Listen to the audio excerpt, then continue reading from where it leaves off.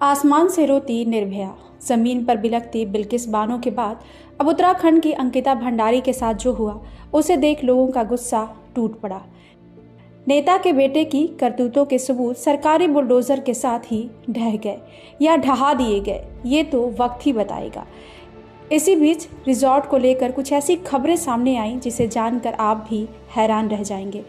दरअसल Ankita Bhandari murder case में उत्तराखंड के स्थानीय लोगों ने रिजॉर्ट को लेकर कई खुलासे किए हैं। लोगों के मुताबिक ऐसा पहली बार नहीं हुआ है कि कोई लड़की रिजॉर्ट से गायब हुई हो। इसके पहले भी प्रियंका नाम की लड़की के गायब होने की खबर सामने आई थी, लेकिन उसके बारे में कुछ पता नहीं चला। लोगों की माने तो बड़े बाप के बेटे काम भी बड़ी ही करते हैं और प्रशासन मुंह ताकते रह जाता है।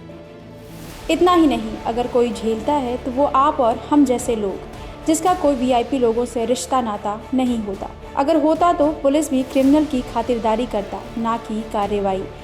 लेकिन देर से ही सही, अब अंकिता केस के साथ प्रियंका केस की छानबीन में भी एजेंसी जुटी हुई है।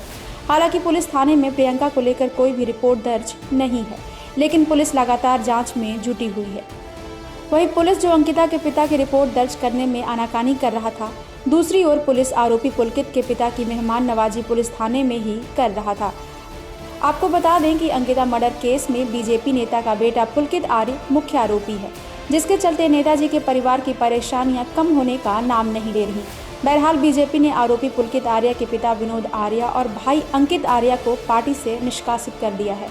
इसके साथ ही पुलकित के भाई अंकित आर्य को आयोग के पद से भी हटा दिया गया है। वहीं पावन नगरी हरिद्वार में बीजेपी नेता विनोद आर्य के घर अधिकारियों की टीम पहुंची और मामले की गहनता से पूछताछ की।